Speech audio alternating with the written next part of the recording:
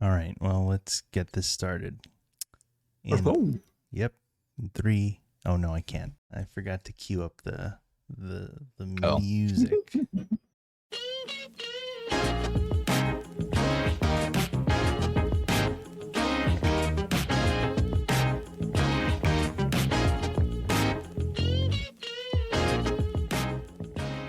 Hey, what is going on, you guys? Welcome to One of Each, the Dumb and Hungry podcast, where we talk about our food adventures and our favorite food groups. I'm Angelo, the Dumb and Hungry. And I'm Mychow. And thank you for joining us. Hope you're doing all right. Hey, Mychow, it's nice to see you. How you doing? I'm okay. Just chilling, I guess. Okay, yeah. Well, it's interesting. You got snacks. Do you have any follow up on those snacks that you tried from last They're all time? good. They're all good. How much longer we got? The specifically, I really like actually the different shrimp chips. They're all good, but the sriracha mayo one is probably my favorite one. What is it about? Is it just because of that flavor, the sriracha and the mayo? Yeah, and it doesn't taste too much like sriracha. It tastes more like a spicy kind of mayo. Oh, cool. Well, there you go. Spicy mayo, right? Can't go wrong with that. Spicy mayo shrimp chip? Hell yeah. Yeah. Well, glad you tried it, considering that there's a shortage of sriracha these days. So maybe you get the last little bits that you enjoy. Yeah, I'll make my own, from the concentrate. Yeah, maybe. I got these harvest snaps right now because why not? Was that part of the box too? Or Oh, okay. Mm-hmm. And those are pretty good, right? I mean, yeah, they're pretty good. I was a little surprised when because I never had it. I don't remember having it for a while, but I was surprised at a little. It really does taste like, edamame. You want to give us a little ASMR? What's going on there? Okay. I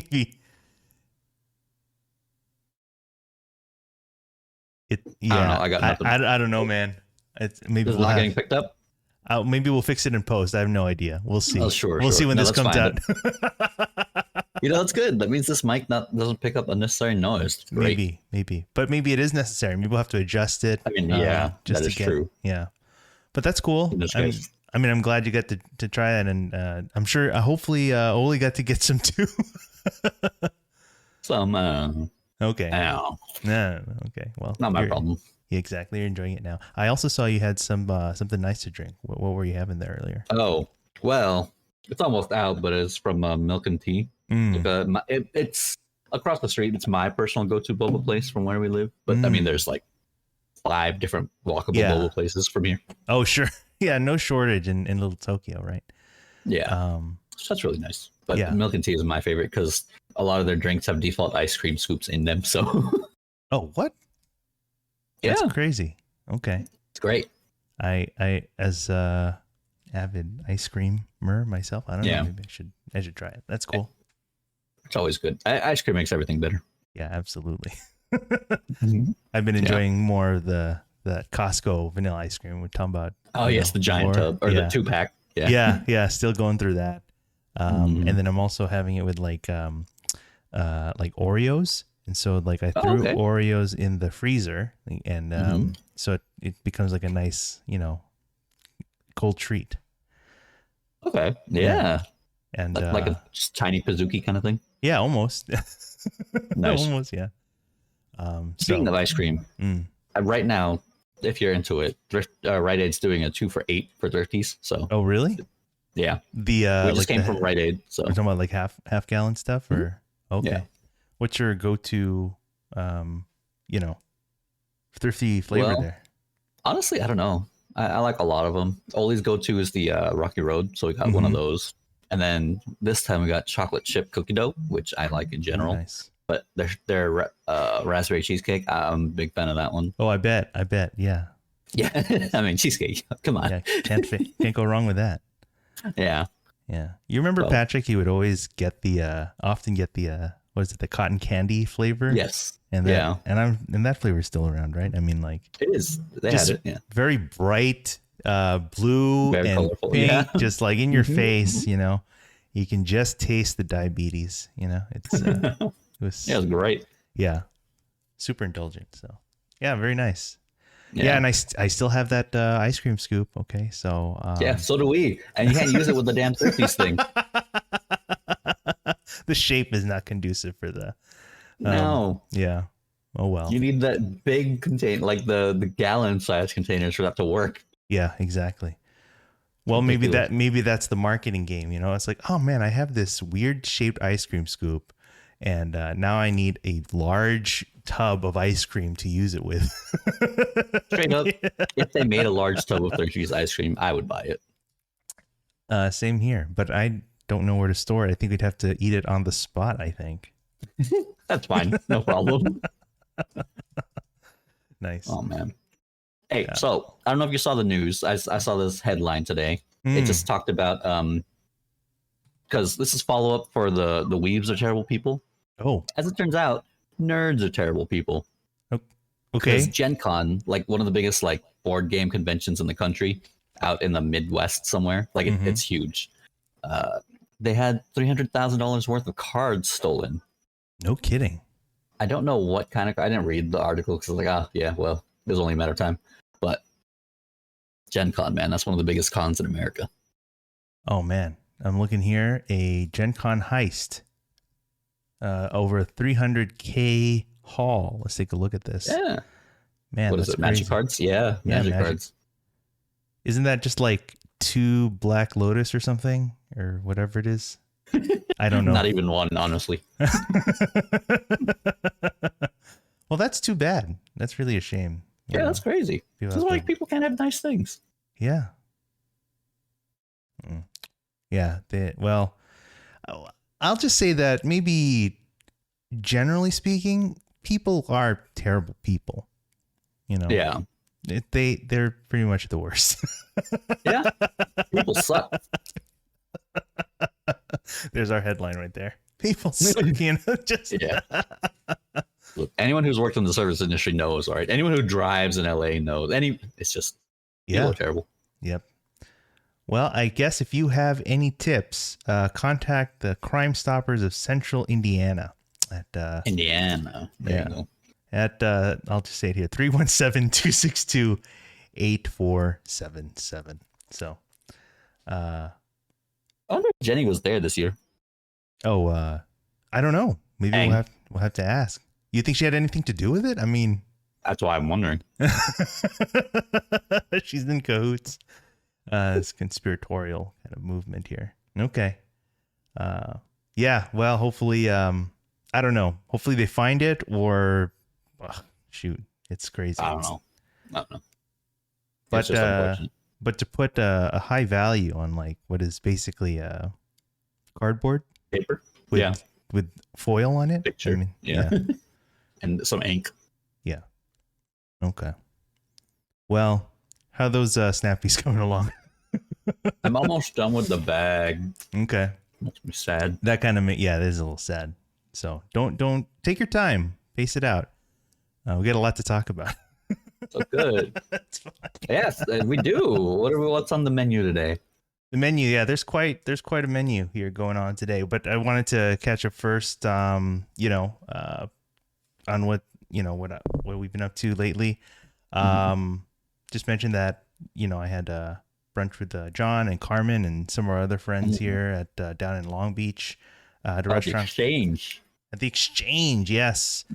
Large, basically shopping complex of various stores and restaurants.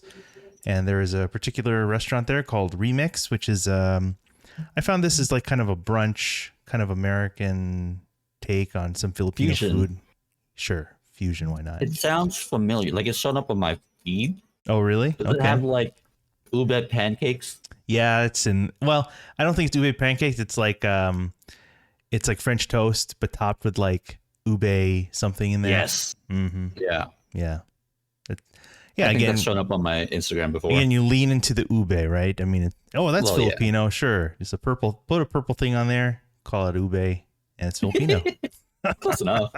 That's all it takes to get Filipinos out there. Yeah.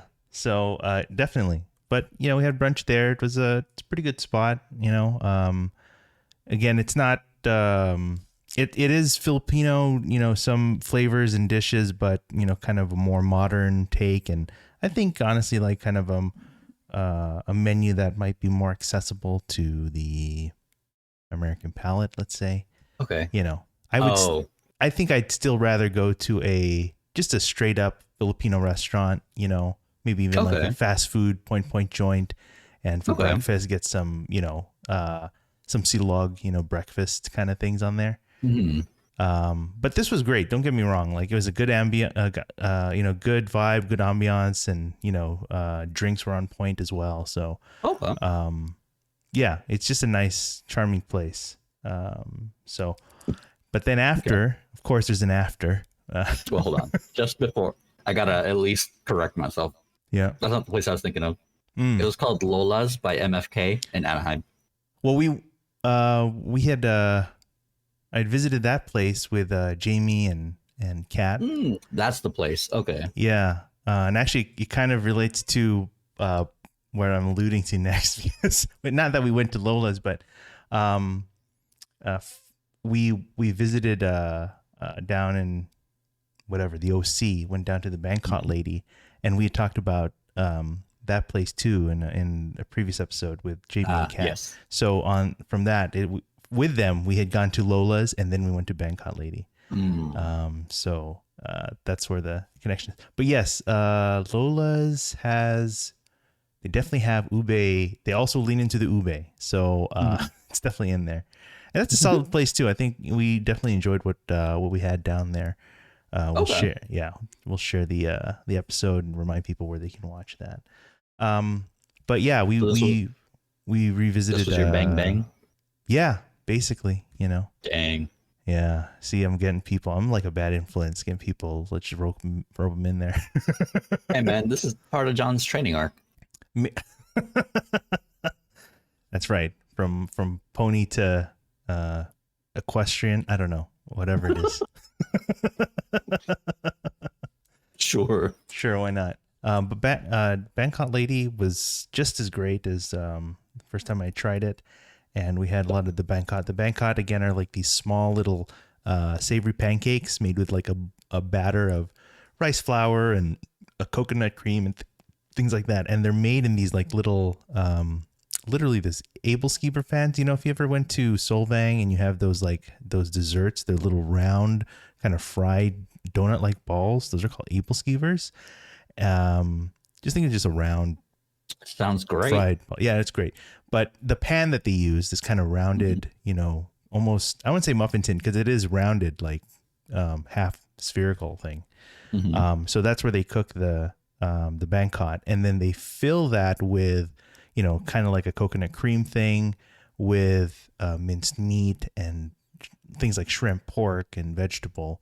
So you got a little bit of sweetness. It's definitely more savory, but a little bit of sweetness in there. And they're just like, they're like this size, you know, maybe a couple inches or something. And they are bite sized. I mean, you could easily, so the smallest set they'll sell is like in a set of like 5 for like one person, but you could easily get like a box of 30 plus, maybe up to 50 or 80 or something that. Yeah.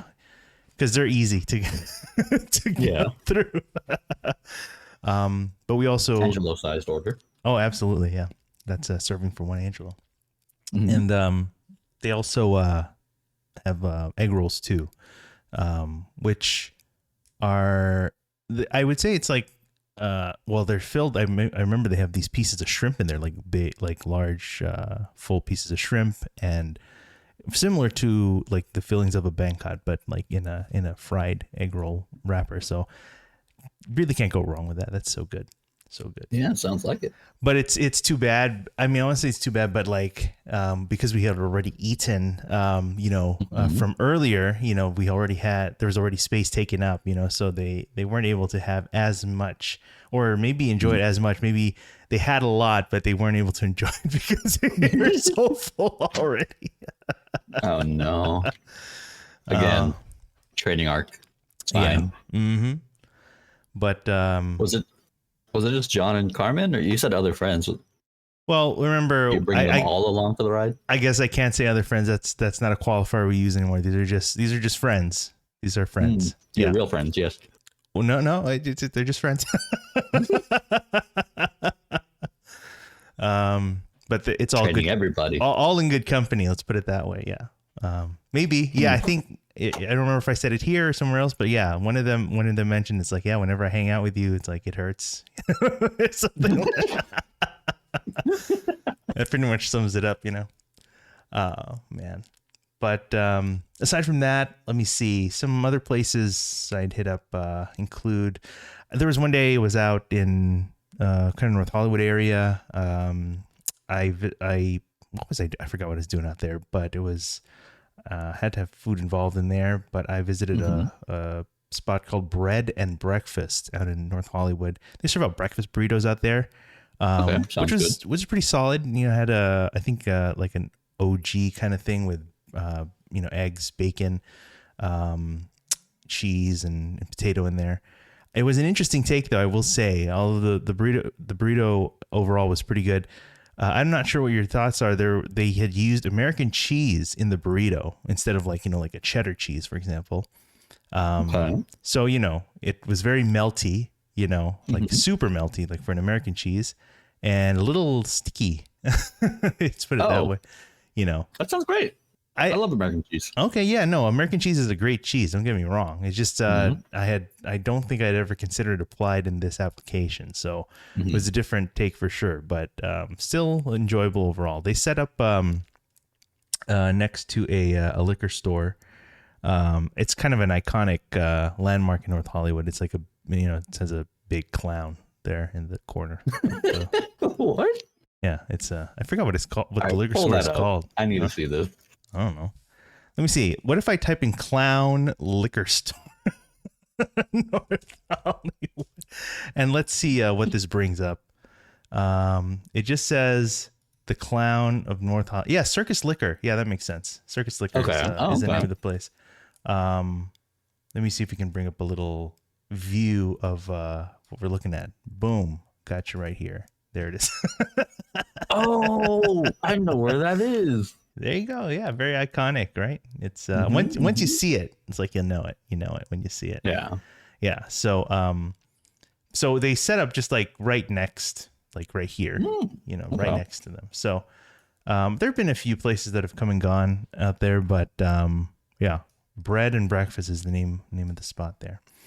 And then later after that, I drove down not too far down to Studio City, to a spot I had been wanting to try for a long time, even during their pop-up days. This is one of the few places where I don't think I ever got. No, did I?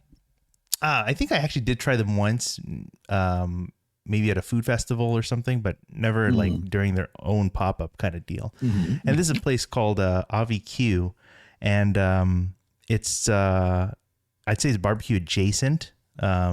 It's not like the barbecue spots that we're used to talking about, but it is smoked meat. So don't get me wrong there. Okay. It's shawarma, but more so Wagyu shawarma. So higher quality kind of meat, more fat content. Just a richer kind of preparation overall. But AVQ was definitely is out there. So I think in Studio City they've kind of taken over a location over there. I don't know if it's a permanent deal or something they're still trying out. I don't really know, but they're there, so they have a physical location. I think they're open almost every day for relatively limited hours. Definitely open during the lunchtime, so you can definitely grab it then. I know I have something I wanted to share there. I think it's this. Yeah, this is the Wagyu shawarma sandwich. And so kind of in this pita, bread, it's kind of stuffed there with you can see the shredded beef, the shawarma, packed with tomato and veggie and then sauced up a little bit of tahini and this kind of mustardy sauce. This is very good. I mean, like, just the flavor of the beef it's definitely richer. It's definitely more intense. But the sauces like the tahini and so forth, it, really kind of pairs it down, kind of brings a nice refreshing, taste to it as well. It's great. I mean, and I had gotten there just right before they opened. So thankfully I got to beat the crowd, I guess, that was coming in shortly What time after. do they open? I think noon, I want to say. Oh, okay. Yeah, because that was your second spot, so that means you went really early to the other place, huh? Yeah, again, it was like Breakfast burrito. So yeah. So that's Avi Q, and so that I was glad. I remember, like I said, I tried them before at food festival or something, and it was good then, and it's just as great now. But but aside from that, I hadn't been able to visit them otherwise. So I'm glad they have this spot. So it's kind of a reliable, location that you can go to. So it's quite nice.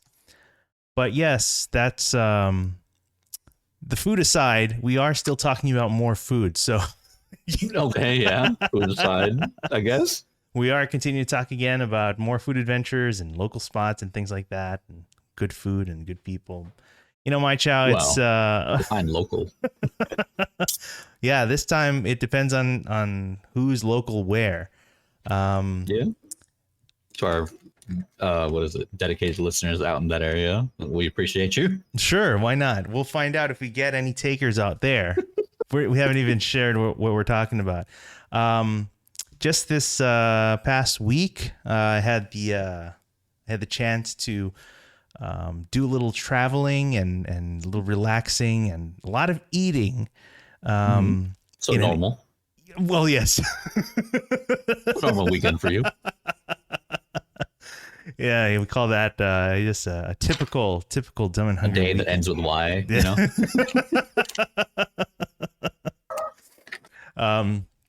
But we spent some of that activity in a different part of the country.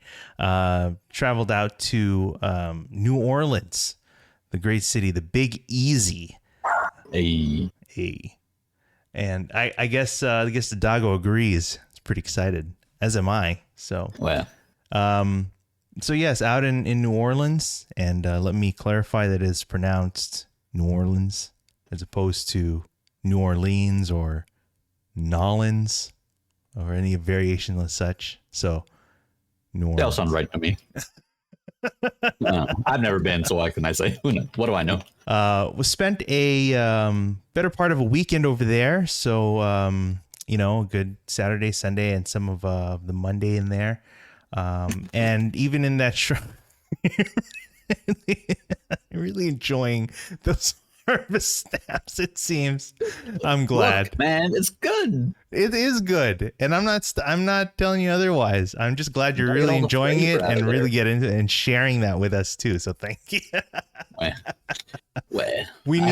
Maybe we need to get another setup. I need to set up another mic with you, just that will capture more of the nice ASMR, details of there as you enjoy that. Yeah, sure. Nice. Sure. Yeah. I mean, you have your regular mic for talking, and then we have another mic, just for, the snacks and all those things. Yeah. All right, let's get on it. Production value through the roof. We're only going to improve, I hope. So, I mean, can we get any lower? Well, let's find out. Back to NOLA here.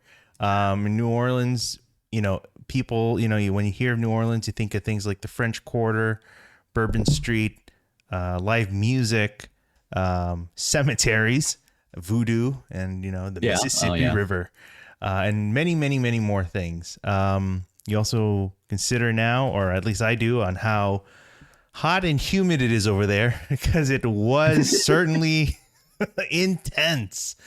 It's you got to know where to find the shade and what side of the street to walk on, so you can get the right amount of coverage, because there are some stretches where you just got to bear it and deal with it, because it is intense. Bring a lot of sunscreen, bring something to wipe with, to wipe off the sweat and all that, and bring very breathable clothing, not just like cottony things like this, because this will just soak up super easy.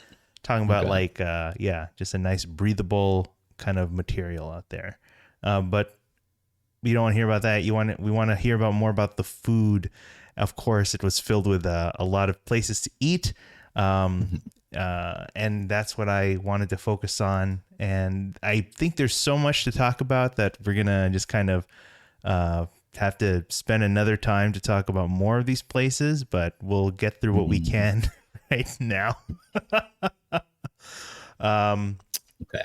But let's just go right into it and talk about one of the first places that I visited when I got there.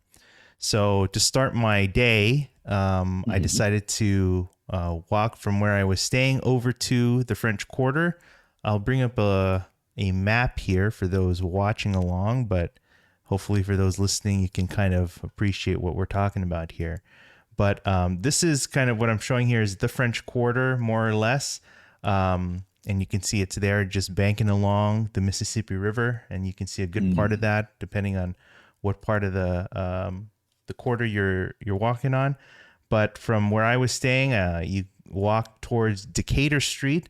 And as you walk along east, you will find yourself in kind of the French Market area, where one of our first stops lies, which is Café du Monde. And Café du Monde is a historical place. It is a iconic institution. And they've been in this French Market area, the French Market being just kind of a collection of different types of shops and things like that. But been there apparently since 1862. So been there a long time. Yeah.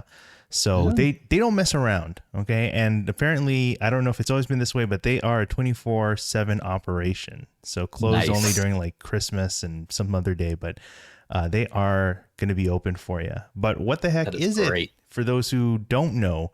Café du Monde serves one of society's greatest comforts. Society's?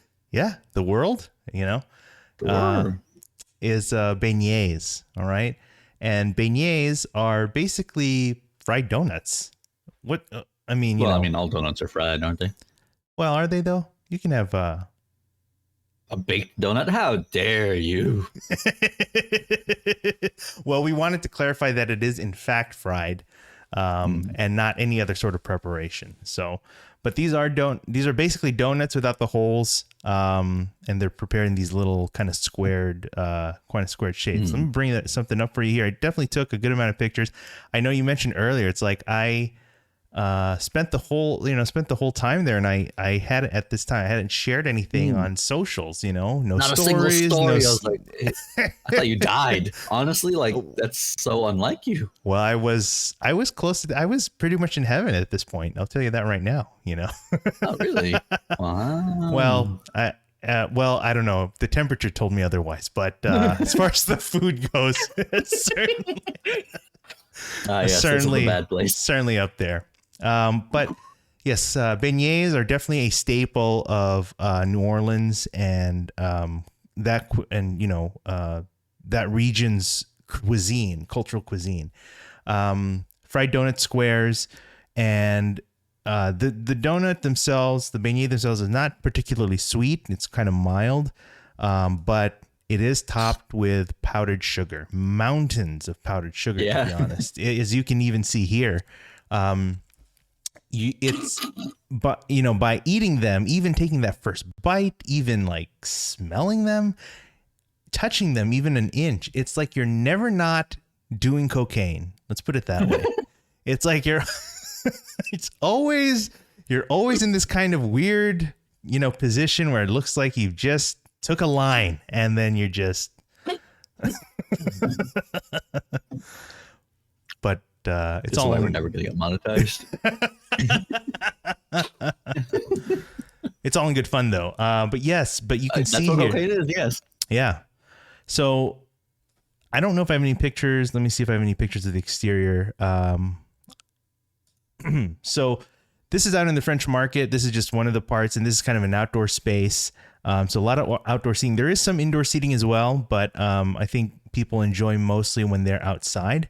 And so you can even see that they've got music set up there, even as early as like whenever I was there, like 8 o'clock or something like that. Oh, wow. They already had a band going out and setting up and Nice. and playing music. So it was a great experience. So I think what it involves is if you're going to dine in and kind of stay there, all you need to do honestly is just sit down, and then someone will come up to you and take your order. So it's really as simple as that. So That's cool. Yeah, because I had done obviously the awkward things, like I just go up to what I thought was like the counter or the register. It's like and I just started mouthing off my order, and then and then the lady's like, what are you just dining in? Are you taking out? It's like, I said dining in. It's like, oh yeah, just have a seat. Well, I mean, if you don't know, you don't know, right? No, I don't. But obviously, I'm sure she gets that a lot. Yeah, absolutely. But she knows I'm definitely not from here. So From there, instantly a tourist. Yeah, but just sit down, and there are the people. They're dressed. They got this uniform, white, shirt and with the hat or whatever. I don't know. And a lot of them are just kind of sitting around. They're sitting around some of the tables or on the side because they're kind of waiting for the customers to, for it to come in so they can take their order, or to serve their food, or to bust their tables when they're done. So they're just kind of on standby. So just sit down and someone will come to you. Don't worry about it. Nice. The beignets themselves, are very fluffy. There is a density to them. Because I think as far as how it's prepared, there's just a single rise of the dough. It's not necessarily laminated. It's a very fluffy, dough.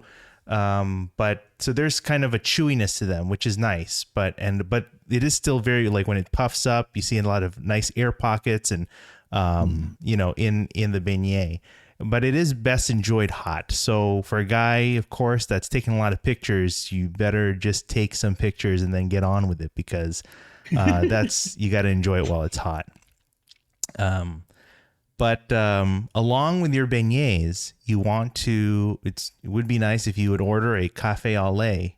I just butchered that name. Let me try that again. I think it's cafe. I want to say cafe au lait. I think it's more precise pronunciation. But, I don't know French. But the cafe au lait is a coffee drink, but it accompanies with cream, and the coffee itself is I would say sweetened to an extent. It's filled, but it's not really a sweet thing per se, but it does add a little bit, but it's more of a woody kind of, cause it's an herb, comes from trees and stuff. So it's more of an herb and, excuse me. It's an herb that comes from trees and stuff, nature is, we don't know much about this particular, well, we don't know much about anything, but that's why this is the Dumb and Hungry podcast. Fair enough. But it's what did I say? Did I even say what it is? It's chicory. Yeah. Chicory. Yeah. Oh, you did not say that. Yes. Oh, okay. So chicory is the ingredient that makes it characteristically this drink. So the cream certainly gives it a more mild flavor, but there is some of that bitterness, a little bit of the woodiness, but from the chicory. But it is a great drink to accompany, certainly, with the sweet, the sweetness of the of the beignet. So you could eat the beignet as it is, or you can dip it in the in the cafe. But either way, I mean, you're going to enjoy it. And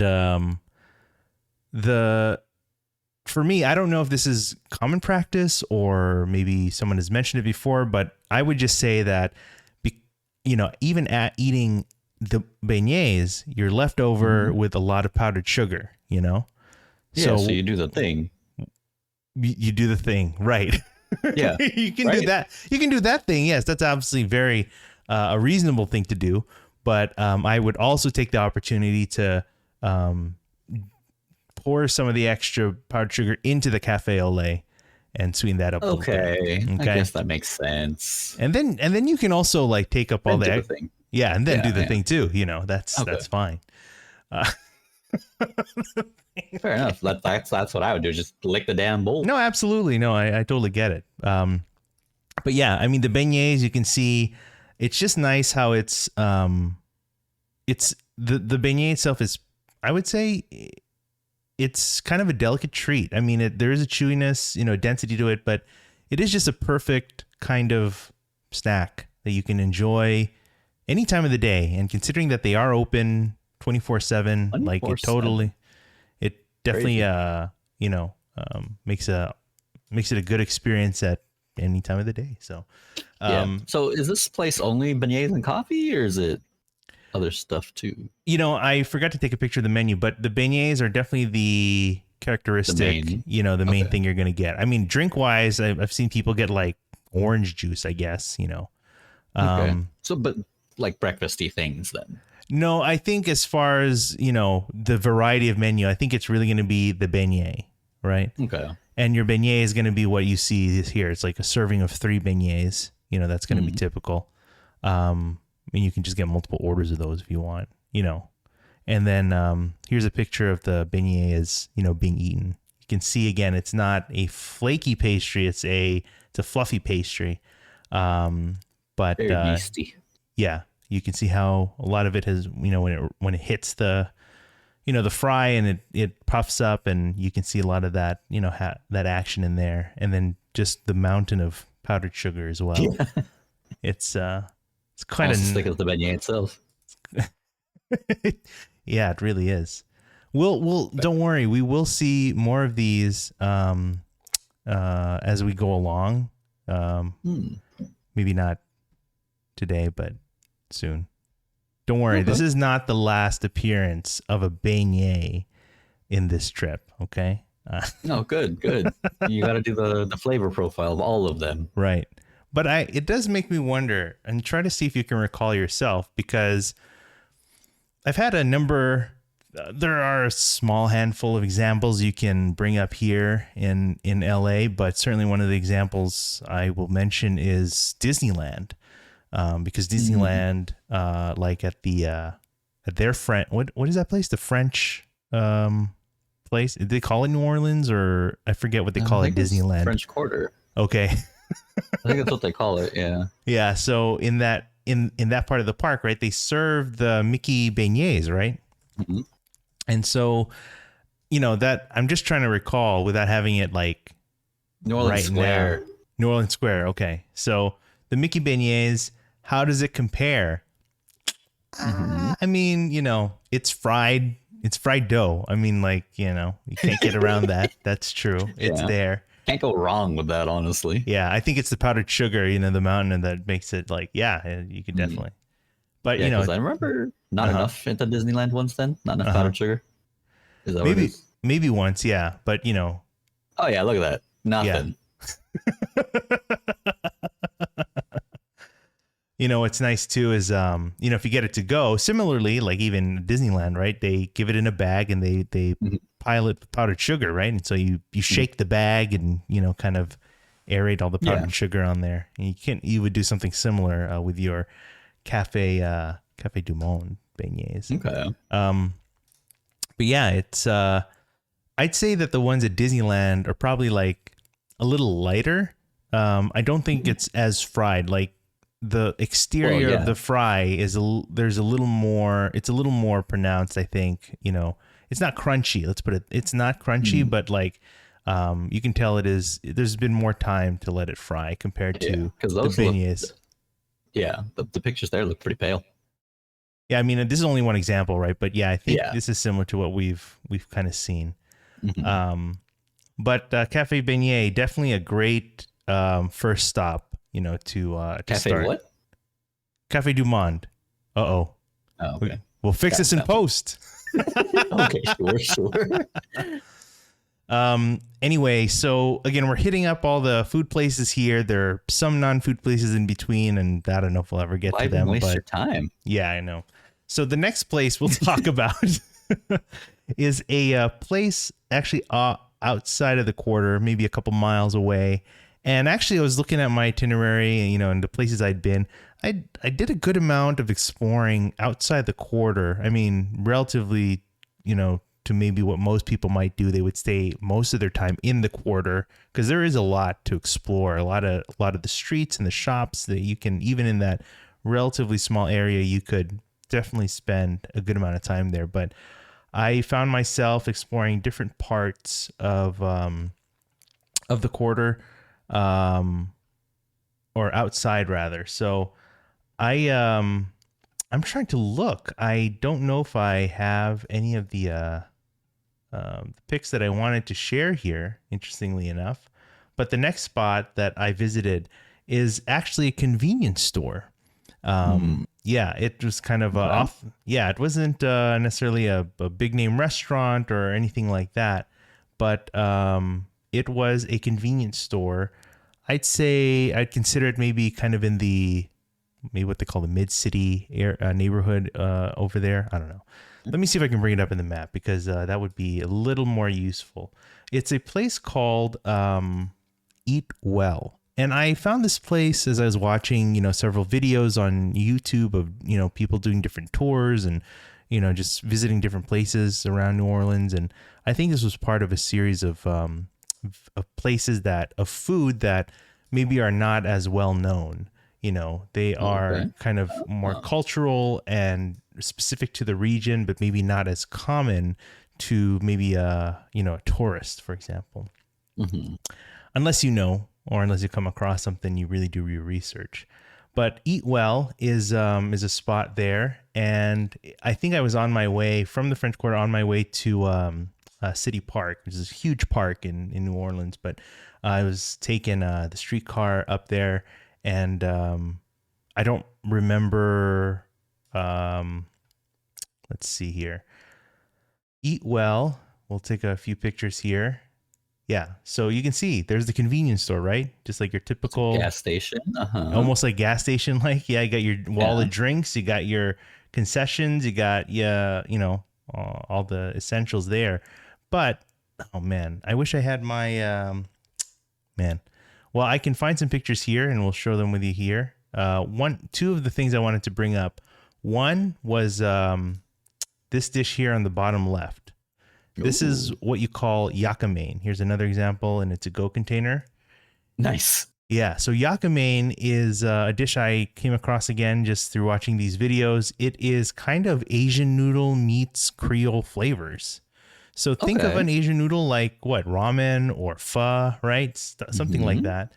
But you have kind of the distinct flavors of, Creole seasoning or Cajun seasoning or whatever, a lot of, onion powder, garlic powder, pepper, various herbs and spices, what else? I mean, I think so. Definitely not like your typical ramen broth, miso, whatever, It's, Yeah.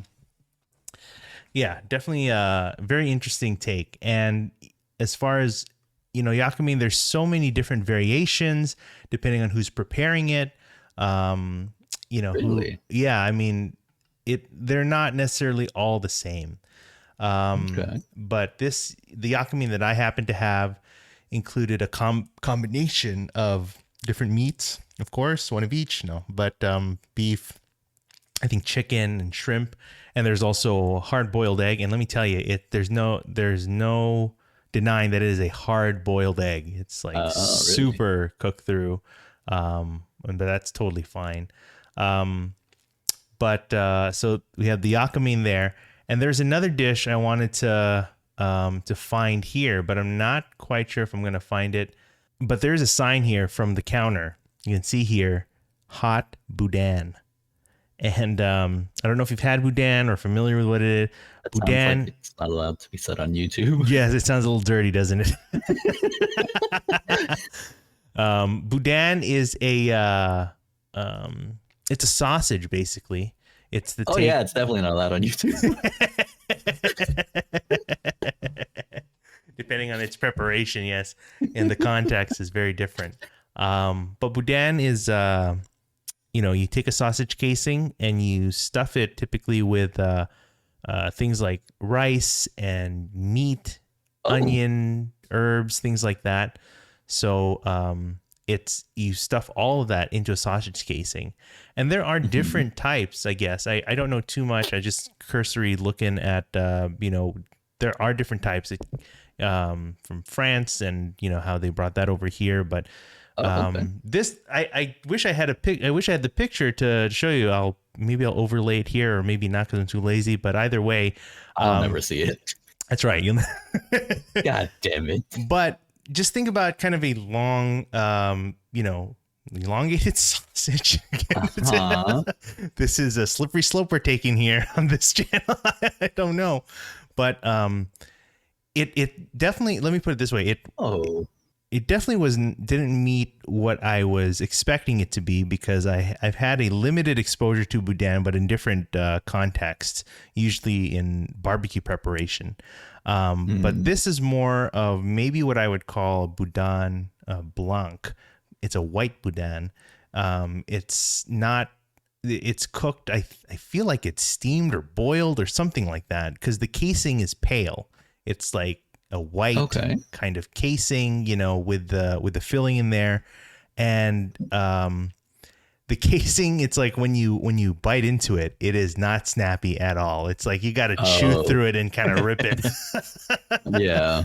But the flavors are there. The rice is pretty good, and then you have the meats and the all the vegetable that's in there as well, and the typical kind of Cajun spices, I'd say, or Creole spices are certainly in there. The flavor is there. It's just the texture, I think, was a little bit off. Maybe different than what I expected. Not that it's necessarily bad. It's just different, from what I expected. But the going back a little bit to the yakimein, the mystery of the yakimein is it is a mystery. Like, there's no clear origin, I think, as far as I know, as to where it came from or how it's like evolved over time. But like I said, the preparation can be different. Like, these noodles that they're using are different than what some other person could use. Like, if you could be super basic and use like spaghetti noodles, in your boudin. I mean, in your yakimein, even the name, I don't even know. I mean, when you think about it, it's like chow mein, yakimein, yakasa. I don't know. It almost sounds Asian, right? In some ways. Oh, yeah, almost. Sure. Yeah, right. Yeah. Fair. But there's some distinct, again, cultural intersection here with the flavors of Creole and Cajun in here. So, also I wanted to mention this, kind of an aside, but in the context of what we're talking about, in New Orleans, particularly, we are the food, I think, majority that we're trying to talk about is Creole cuisine, which is there, which apparently there is a distinction between that and Cajun cuisine.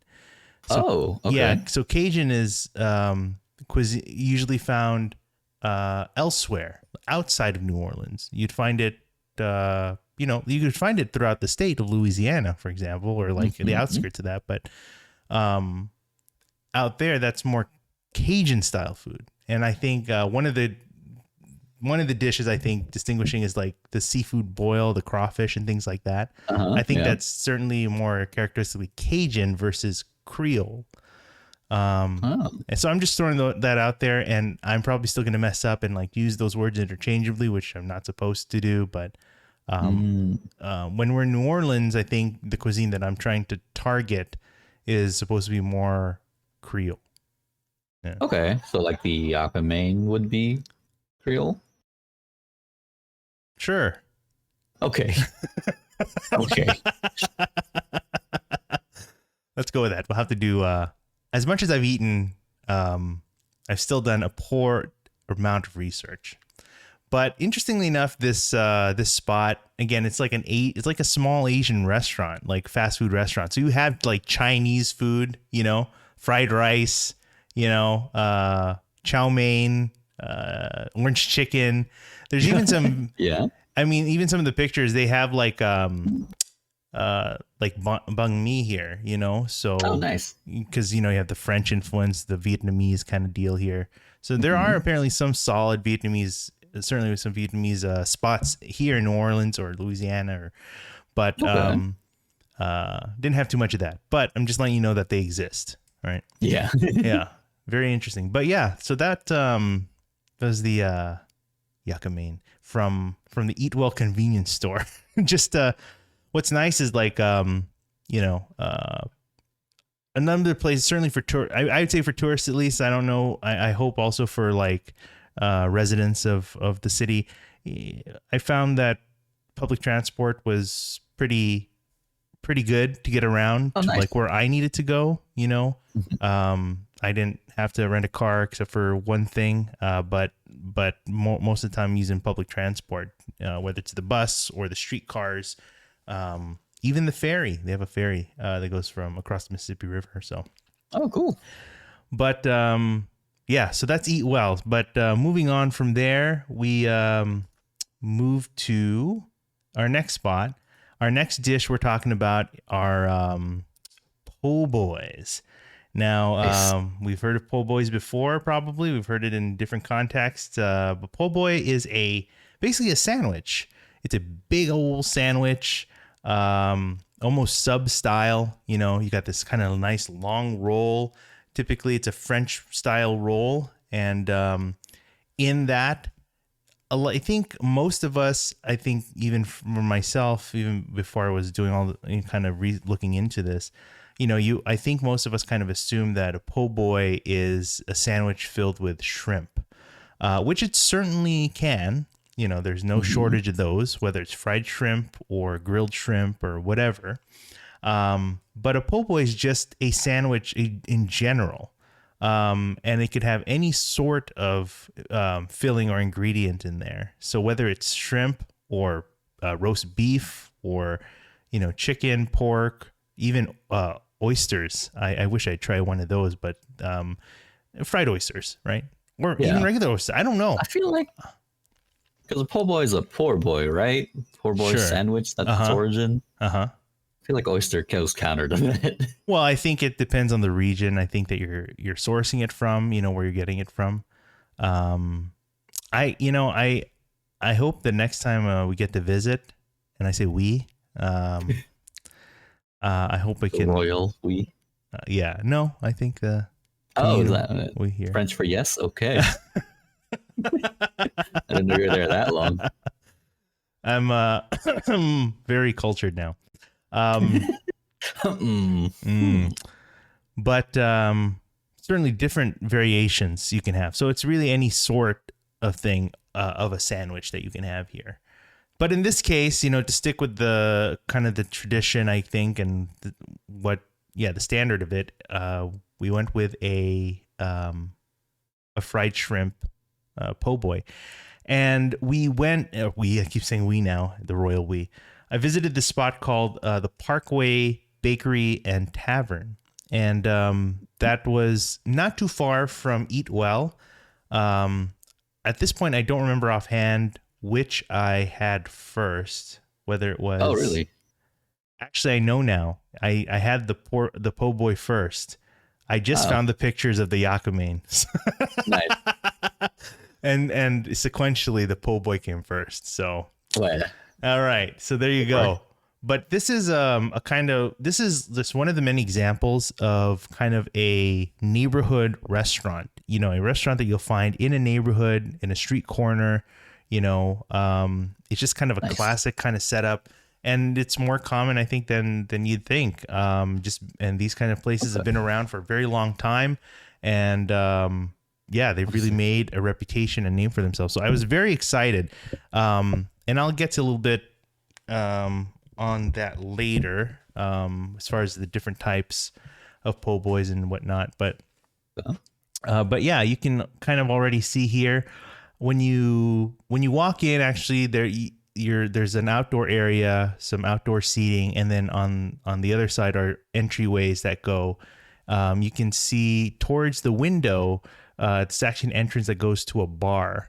Oh, nice. And then the other entrance, which is kind of behind me, is going into like kind of the place where you would like counter where you would Mm. order the food, like for the restaurant proper. But let's take a look at the Can we go Pope. back one picture real quick? Is it this one? Yeah, what is that Filipino family doing right in the foreground here? I don't know, Filipino. I mean, they could be some other variation of, True, but but the population over there? How Asian is it? well, you have I do see a lot of Vietnamese families. Really? Okay. So there's probably something to be said there. Again, I don't know what the particular demographic of this family is here, but maybe Mm, we'll have to look at fair it. enough. I don't But that quite is know. interesting. Just It is quite but more interesting. Asian than I expected. Like in Gotcha. general over there. I think, yeah, I would say so too. I think I came across certainly a lot more people who work there. Actually, the guy who was my waiter at Cafe Du Monde, Hmm. he was from Vietnam. He Wow. was sharing with me that he was a refugee from Vietnam, and he had Oh jumped damn. from different places, including the Philippines, where he where I shared I was from, our family was from, and he had mentioned he had spent some time over there and hopped around a few different countries before finding his way down here in New Orleans. So there you go. There's one data point right there. Only And Vietnam got it. let's take a One look day at to find the all you need. let's take a look at the po' boy, shall we? All right. All right. All right. So here's a picture of the po' boy. It's again Okay. that long sandwich. This is a large. A small would be about half the size. Okay. But why go small when you can go large? And so that's what we did. And by we, I mean we, and by we, I mean yes. So it's a so you can see here the bread. The bread again is it's a firm exterior. It's not soft. It's kind of I wouldn't say glassy, but you can tap it, right? It almost has this Yeah. kind of this firmness to it. Hmm. Something that you can kind of break, and snap. Yeah. You And know, it'll like flake. yeah, Those kinds. Yeah. yeah. And then the inside though is soft. It's a little pillowy. And I think it has to do, if I read a little correctly, that has to do with the fact, this type of bread uses more water, less flour. Okay, so there's more moisture in there. And then when it steams up, then it just creates this texture as a result. Okay. But you can see here, you have the shrimp, the fried shrimp, and then you get it dressed. And dressed means in this case, it's filled with all the toppings and stuff, the tomato, the lettuce, the mayo, Hmm. all the accoutrement of Hell there. yeah. But yeah, here's another view of the sandwich. Nice. They cut it in half, right? So you get a nice cross section, get all the shrimp in there. And I got to tell you, this was a great foray, I think, into the world of po' boys and what they really are, what they should be. It was really enjoyable. I was actually kind of worried that I wasn't going to finish it. That I wasn't going to finish it in one What? sitting. Yeah, I'm serious. I'm not sure why, but Well, this was your fourth place in the because in the 6 hours. sandwich was already like very large. Mhm. So, I just don't know. And I had a lot of places to go, right? So, Uh, maybe I was also scared there. Like, if I ate this, then would I have room for the rest? We'll find out that there was. there always is. Oh, is that a bottle of Barks? Yeah, I got some root Nice. beer there. Yeah, I managed to get that. So, that was nice and refreshing too. Never seen it in a bottle. Must be good. Yeah, it's nice. The glass makes it tastier, right? Of course. Tasting value is what, or Yeah. And then what is that you sauce? almost want to make sure it's just hot sauce. Okay. There's I think it's Crystals, that's one of the popular ones. Tabasco is actually bottled in Louisiana, so you see a lot of that too. Oh, really? Yeah. Okay. But yeah, it's good. It's in good taste, that you douse your po' boy in some hot sauce there, and enjoy it that way. So it was certainly a great bite. The shrimp was like super, like it was great breading, super crunchy. And while the shrimp itself was still like nice and plump, it's a Mhm. great bite. Um, Nice. and then the other the dressings in there, I guess the lettuce and things, it's like not crazy. It's just a little refreshing amongst all the fried shrimp. But man, if I had a chance again, I would try others as well, other varieties. In Of addition course. to the shrimp, you can get like a surf and turf with that, and like the roast beef or Ah, something. Or again, you had oyster in there.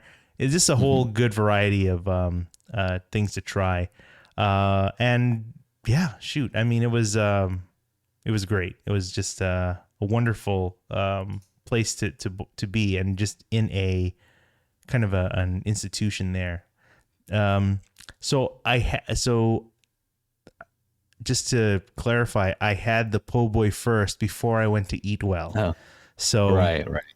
So Eat Well, I can kind of go back and share here. Like, here's a picture of my yakimein. There's the beef, right? The shrimp, and there's chicken in there too. So, and here's the boudin. Here's the boudin. Yes. There it is. Well, make sure we've all been waiting for.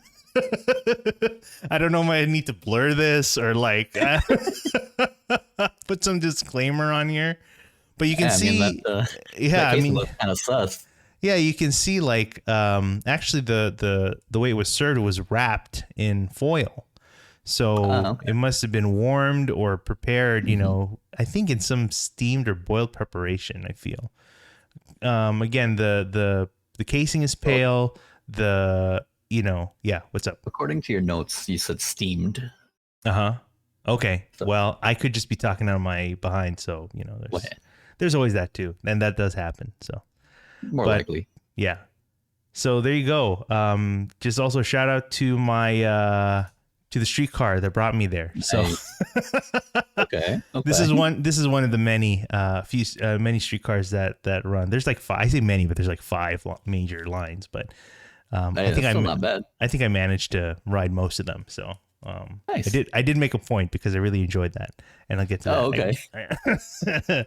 But yeah, that's just one of the streetcars there. It's a really great experience, and people use that as legitimate, you know, public transportation. And it's great because it's cheap. It's like $1.25, you know, for a fare. Yeah. So that's cheaper than our buses now. Yeah, and in public transport, yeah, it's that's great. So we took care of Eat Well. We took care of Parkway Tavern. So from there, I mentioned here that I visited a lemonade stand while I was in City Park, and won't get into like all the details there, just but like a kid's lemonade stand, or well, I think a kid was serving me out there, but it was a family, certainly. You know, it's like a food, like a little pop-up tent or something, you know, and it was so like yeah, they got a legitimate thing going on there, as far as I know. But let me see if I can, I don't have the exact name. I was trying to find the name because I don't think I remember or took a picture of like the name of the place itself, but just showing that this is City Park. It's a huge space, right? You can see here. I barely explored like this bottom eighth of it or something, where we see the gardens, the Museum of Art. There's a mini golf course or whatever. Like mini golf or small golf course? It's mini golf. Yeah. Okay. Yeah. So next, like right outside the Museum of Art, there was a stand there, you know, a lemonade stand, and, you know, just saying that it was a nice, refreshing, you know, way to kind of, after all the kind of exploring in this area. Yeah, you just like pick your flavors. You got different fruits. You got, you know, lemon, orange, and pineapple. So they just kind of take bits of those, and they basically macerate them, you know, kind of mash them together. Macerate. Yeah. What? Macerate. You never heard that word? I think you mean a different word. Is it? Macerate. Okay. And, sure. You know, I think what made it good is all the sugar that they put in there. You could see like these scoops of sugar that they're just pouring in there, along with the fruit. And I'm not complaining. I thought it was great. Again, if I remember the name or if I find it, I'll share it down there. But again, it was just a way just to remind me that, I had to beat the heat. There's a good amount of shade in some places, but like some areas, you just got to bear with it, and just like it's something else. I just want to mention also, like here at the park, there's this area here called Big Lake, and it is a big lake, as the name suggests. Yeah, but it reminded me a lot of Echo Park because really? Well, it had a lot of like I think what I consider the two kind of characteristic things. It has like the swan boats, and then it also has like the fountain that shoots up from the lake. So That's what it takes to remind you of Echo Park. well, yeah. What else would remind you of Echo Park? I don't know, fenced off water. They have an empty lake. I'm trying to think of like more positive things here. So oh please, it's Echo Park. So all right, fine. Oh, it's along the river, Mississippi River. Or well, yeah, river? I mean, you'll see that a lot of, New Orleans and the city, like, they kind of go along. I don't know if this is the Mississippi River itself, but this is just another body of water. Yeah. But I see. It's fine. It's surprisingly, cool, this rivery part is not as scenic. Let's put it that way. Oh, okay. Yeah. Not like what you'd expect. It's like the LA River, but it doesn't have all the concrete. I'm just saying that it's not a sight. It's not really a sight to see. Yeah. Okay. But it's got more water. I'll tell you that right now. Oh, more water. Well. But the next spot from there, from City Park, I walked down to my next spot. How do I pronounce it? I had to write this down phonetically. Liuza. I hope I got that right. Liuza's by the track. Okay. And I think they call it by the tracks because I think it's like near either what is currently or maybe was like racing tracks or something. Oh, racing tracks. Yeah, okay. Not train tracks. Okay. But yeah, so Liuza's by the track is a small, again, another restaurant, kind of neighborhood restaurant. And they the one dish I wanted to try there and had read about is another po' boy, but it is it's a barbecue shrimp po' boy, and as we will see shortly, it is definitely a different take from what I had expected. I'd only had one other po' boy before, and already this was different, so I don't get what's going on, but. But this restaurant is, I'd say, more of a bar. I mean, you got a lot of good seat. You still got a decent amount of seating. It's not a huge place, but you got a decent amount of seating. But it's more of a bar vibe. So, okay. I have pictures of the food, and they are here. So this is the barbecue shrimp po' boy. So you can see it is still already different than what we've seen at Parkway, right? Mm-hmm. So. If I remember, so you have a mountain or pile of shrimp that's overflowing from, the bread. The bread itself has a slightly different texture than Parkway. It's a little less firm, I think. I think it does hold up a little better, but yeah, that exterior is definitely different. Like it's not the firm kind of shattery kind of appearance or texture from the other po' boy, but what this is actually the bread is not cut in half. It's actually hollowed out, if you can kind of think of it. It's like cored out, and then the shrimp is stuffed in there and overflows from there. You kind of get what I'm getting at here. It's like, oh yeah. And then like a shell of bread. Yeah, basically. And then you can see here, there's like this pool of sauce, and what they refer to as a New Orleans barbecue sauce. And so, of course, knowing me, you had to try it. We had to try it. Barbecue, right? I mean, just that name alone just kind of catches my attention.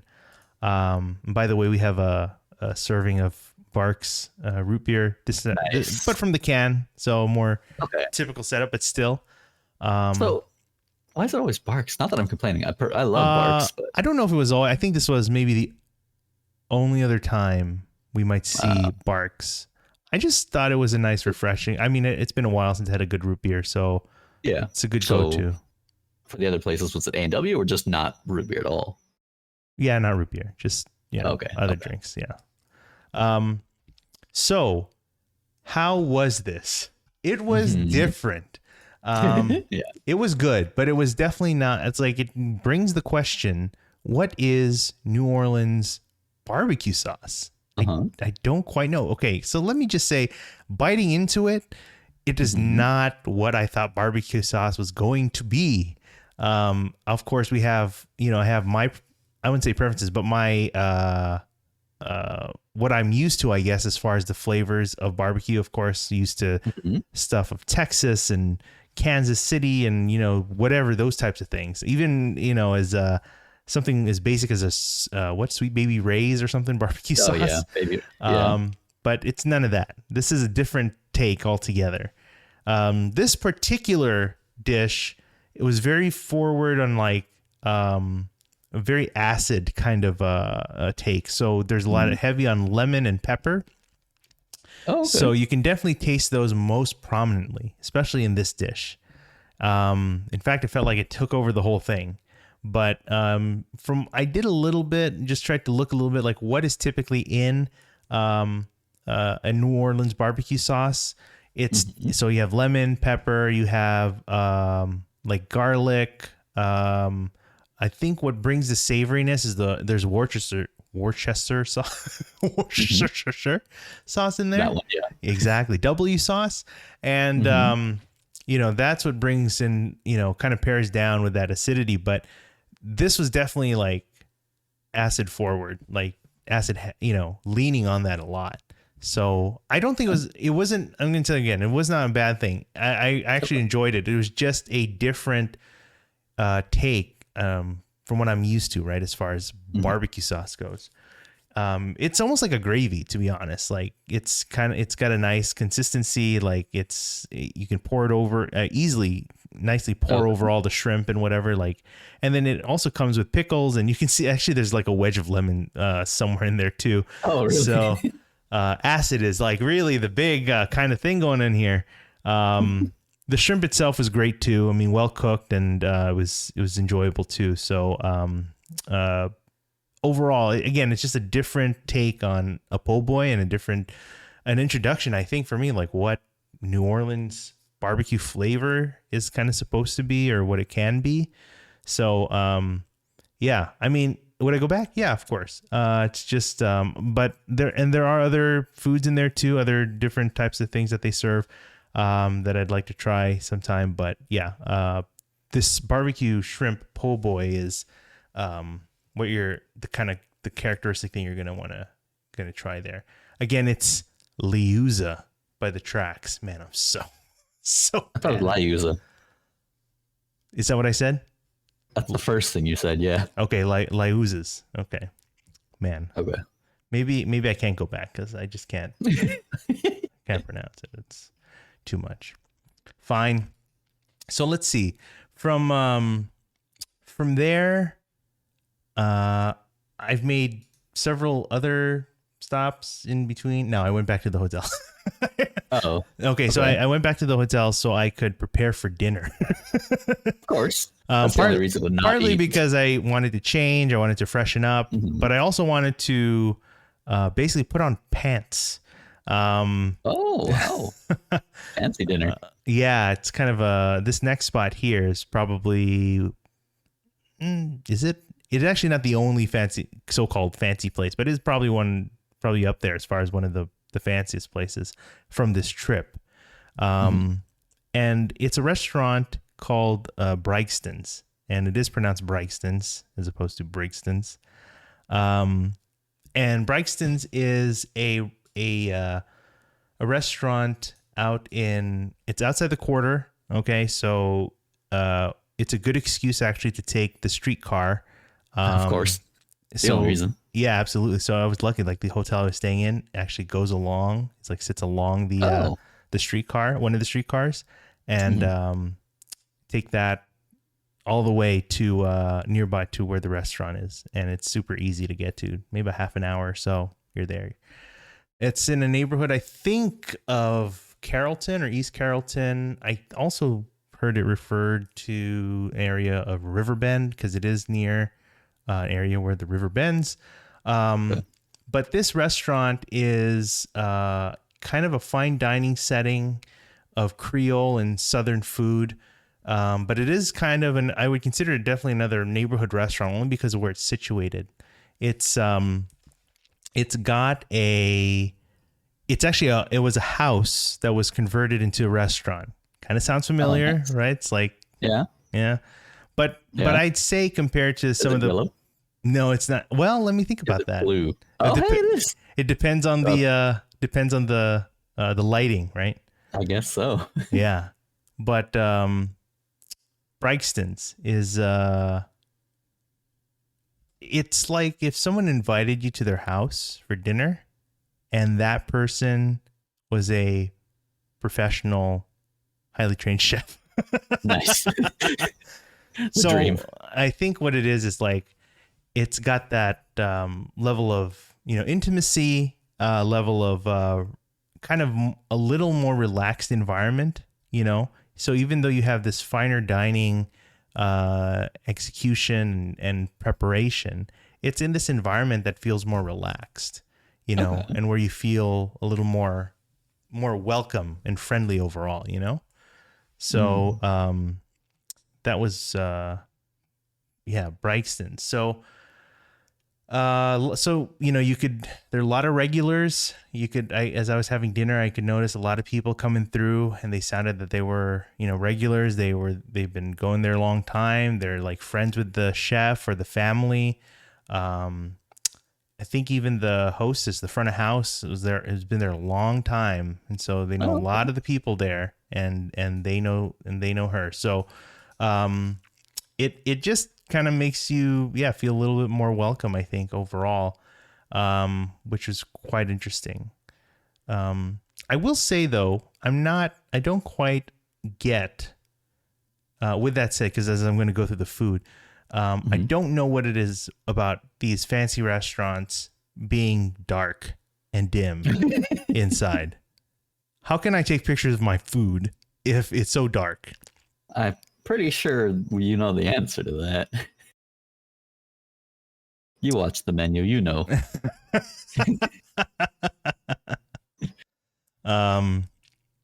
Yeah. But with that said, I'd need to switch gears here because the pictures, I just took them on my phone as opposed to like take them on the camera or whatever. But yeah, so I was kind of we'll just kind of get into the menu here. So the menu actually included a small insert of this of a prefix menu that we're doing for an event called Culinary Week.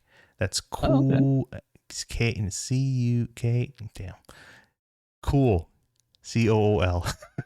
Yes. Okay. That's what I was expecting. I don't know why you threw a K in there. Kool-Aid. So I guess so.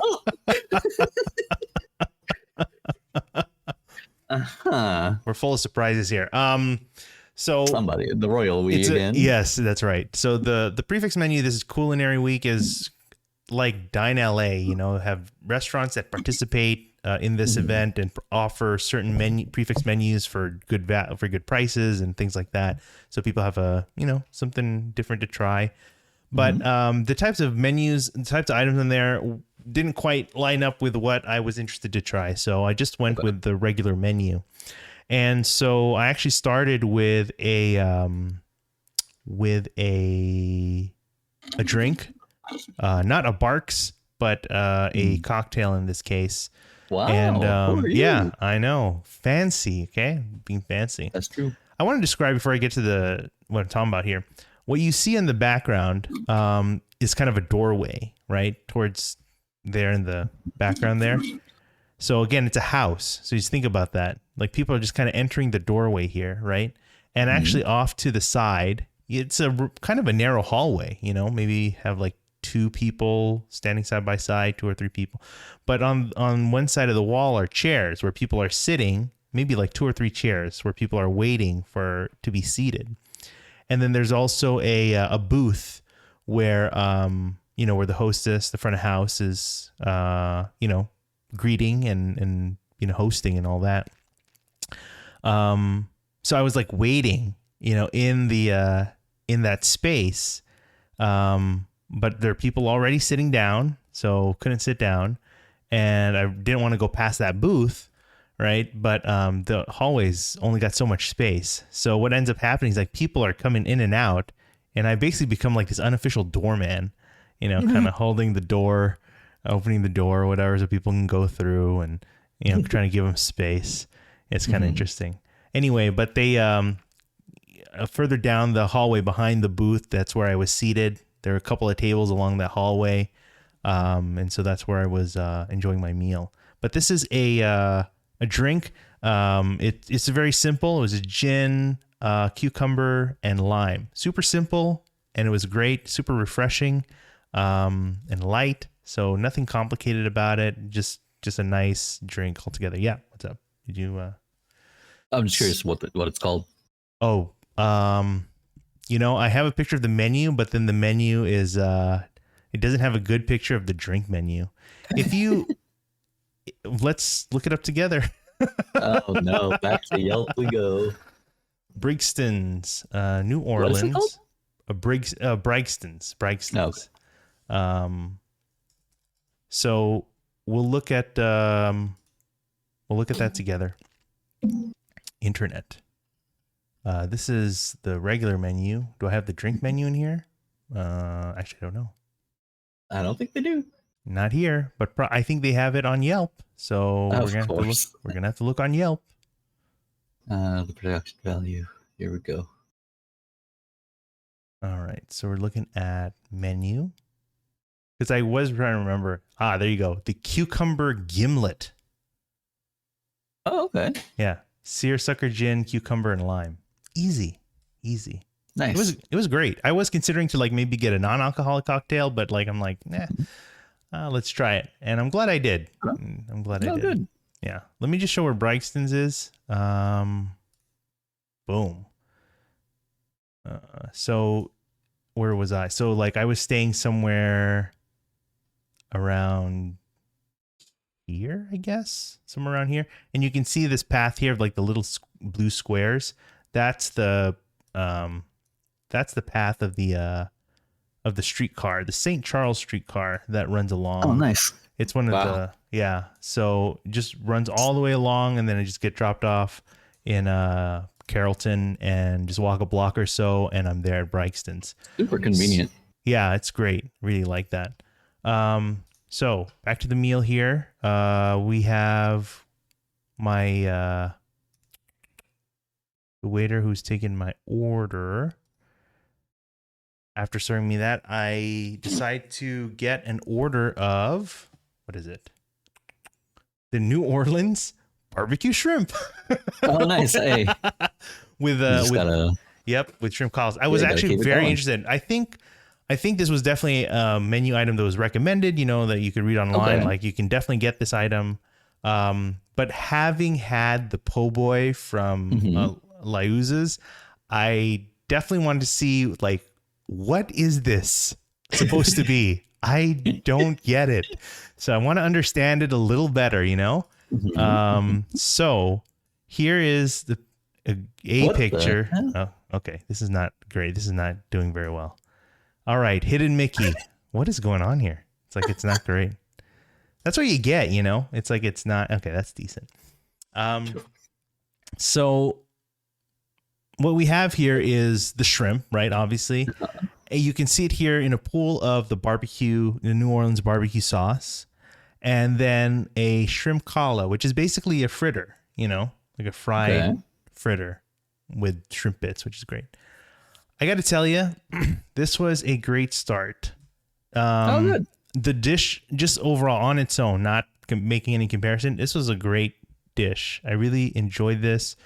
This barbecue sauce, as far as New Orleans barbecue sauce, this is probably like what I'm maybe more used to for my palate, but this is definitely a more savory barbecue sauce. It was like near perfect. I feel like even though there was there's some acidity in there, it wasn't as strong. There was definitely more savoriness, like from the Worcester sauce, and I'm sure some other ingredients played into there, pepper and so forth. But like this was a great sauce. It's like if you were to give me a New Orleans barbecue sauce from from the limited stuff I've had, this would probably be it. Like I really, this was great. The shrimp was great. It's peeled. It's plump. It's cooked just right. Got a nice snap bite into it. Like, no complaints there. And then the callas, this fritter, you can see it's fried. It's got a pan fried in there, but it's not crunchy like a hash brown or anything, or like those other fritters that are like super crispy. It's kind of delicate actually, but it's fried enough, so you get some of the flavors come out pretty well. So it's the fritter, it's kind of like you're right, like a potato kind of deal, but it's really not so heavy. That it was a great way to start off as an appetizer. Okay. So again, it's a different approach, than what I had seen at Liuza's. I don't think it's a fair comparison to really compare them head to head, but like I'm just saying that this is a different approach, right? A different execution, and I mean this one definitely was enjoyable for that. So the next that followed after that is the main course, and there were definitely a number of dishes I was trying to go back and forth on. But ultimately, I went with this dish. This is the pan roasted pork chop with cheese grits, and and an andouille pan gravy. So, this pork chop again, beyond. It was really great. Again, this is from a fine dining chef. Well, high executed. Everything that was just served was just on point, I feel. This pork chop was almost like a steak, it's like, it's so easy to cut through. It's got great color. It's just not, it was like a great, kind of, let me see if this is better. Yeah. I mean, you get a decent pick here, like of the cut, of the pork chop. Obviously, as soon as you red, right, you don't want to see red in your pork, but this was a great color, and it was so easy to cut through and easy to chew and eat. It's very good. And the grits, at first I was I thought, because actually the previous menu I'd seen included mashed potatoes, so I thought it was potatoes, but then I realized, I looked at the menu, it's actually grits. Nice. And so these cheese grits, were actually quite smooth, because grits can have that textural quality to them, kind of a gritty texture, and sometimes it can be pretty bland. But the cheese that was in there was not too strong. It's like a mild cheese, and I'm sure there's a good amount of butter in there, but it definitely had a good amount of flavor from that. So the grits, it was a great, I guess, use of it, instead of like mashed potato, for example. Not that would have been bad, but like this was a nice take on including this with this dish. And then vegetables, because decoration. Well, you have to. And then the pan sauce, which is the andouille sausage, which is a smoked pork sausage. So in addition to the pork, right, you have this pork sausage on there, and it's made as a pan sauce, and accompanied there with with the pork chop. Very savory, great smoky flavor. That was just great. It's like comfort food, but like just executed like with high class, I think. Okay. Yeah. So certainly that was good. And then from there, we had the dessert, and the dessert was a pecan pie. And I don't think anyone's going to argue about having a nice pecan pie, because, it's a nice comfort food as well, a nice dessert that I don't think anyone can go wrong with. So, the pecan pie, I always fear that I'm going to cut the roof of my mouth, because, right, because the pieces are just always too large, or, it's always like caught, it's cooked with the corn syrup or whatever, makes it super sticky and tacky. But certainly this is not, the pecans are chopped pretty finely, so you still get some texture in there. It's not, it's not overly done so. And you can see here on the plate the pool of caramel sauce, and the caramel is I don't remember if, let me see. I don't want to say that the caramel had liquor in it, but definitely there was. I almost felt like there was almost something that just cut through it. When it wasn't like overly sweet, like, wasn't all sugar or all butter. Maybe it was, but there's just a right amount. And I feel, I feel like you reach adulthood, or you're really getting in there when you find good desserts and you say they're not too sweet. That's like your standard now. I don't know. Oh, that's so sad. But I think kind of really entering that phase. But the caramel sauce, like, you could easily eat that yourself, like on its own. Like, it's it's not like a thick, sauce that like slowly ladles. But it's kind of a nice, almost playful kind of, just kind of easily falls off the spoon, just like easy to pour. But I think it was just a little odd. I just say that the crust was a little off. You can see here it was a little broken. I don't know if that was intentional or in the preparation. I was expecting the full edge of the crust to be present, but that's fine. I actually have no qualms about that, because I was really lost in just the flavor of the whole pie. And then topped with some whipped cream and a little mint on there. So the whipped cream certainly was nice, refreshing, lightness with everything going on. So again, it's great. It has a great sweetness. But again, in the adult times, it's not too sweet, which is actually great these days. But overall, like, from the appetizer to the main to the dessert, it's like everything was just really well done. I will go back a little bit to the barbecue shrimp to say that along with that, there was some bread service. So they gave you a piece of bread, and that bread was definitely like the Parkway po' boy bread, that French bread, kind of super crispy on the outside, firm on the outside, and soft on the inside, but not too crummy. It doesn't shed crumbs all over the place. You just kind of just tear it off, and you're good to go. And you just kind of sop up the sauce and everything. It's really satisfying. And it came with a little bit of like whipped butter as well. So you just kind of layer all that stuff together. Very enjoyable. So it makes finishing the barbecue a little easier. And actually, you can save some as well to help with some of the sauce from the pork chop as well. So. Oh, okay. Yeah. Actually, I will say I wanted to kind of shout out the staff that had served me from the front of house, and also my server, and what was it? As I was having the barbecue shrimp, the front of house lady, I want to say her name is Sandra. Okay. I don't quite remember, but we'll say Sandra. If I find out otherwise, I'll let you know. But she just approached me and said, she just kind of kindly, or almost playfully mentioned, make sure to finish your sauce, something like that. And I said, yeah, that's no problem. It's not hard to do. It's really excellent, really delicious. And so it wouldn't be hard to do. And so she had kind of responded by saying, only because, there are people who come by, and I have to remind them to do it, because not everyone does quite the same. And I said, yep, there's no problem here. I'll take care of that for you.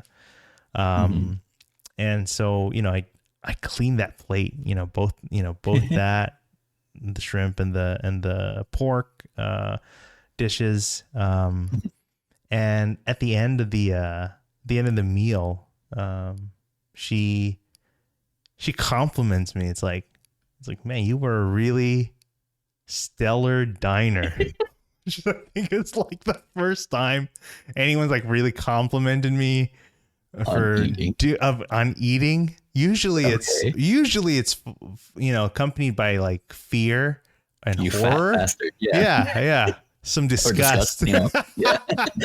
Yeah. So maybe this is one of the few times where I'm rewarded for my gluttony. right? And this is why you're going back there. This is The definitely real why. reason. This is definitely the reason why. And then my First server, time you felt who interesting motivation. name Like, is Jamie.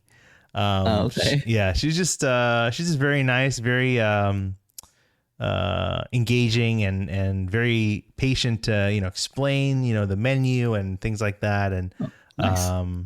yeah, so I was just, again, makes you feel really welcome, in that space. Yeah, to what you said, like I certainly will want to go back.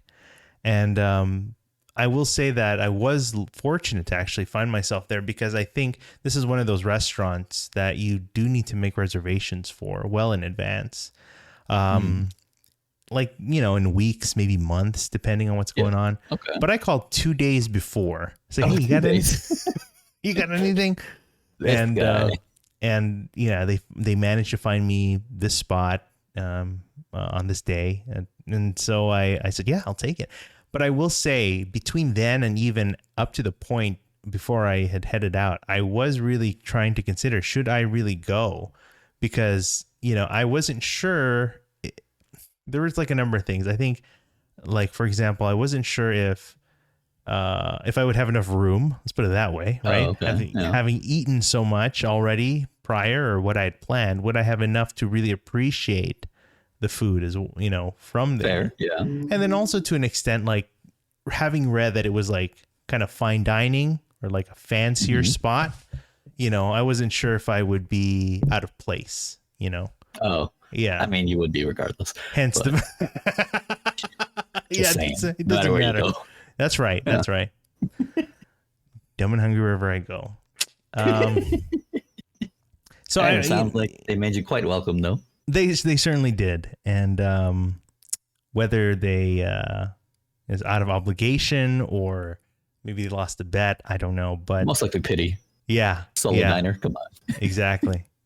But it was definitely, it was enjoyable. I mean, I had a great time even as a solo diner, and I think if I have the chance, us, or with some of our other friends here, we can visit there.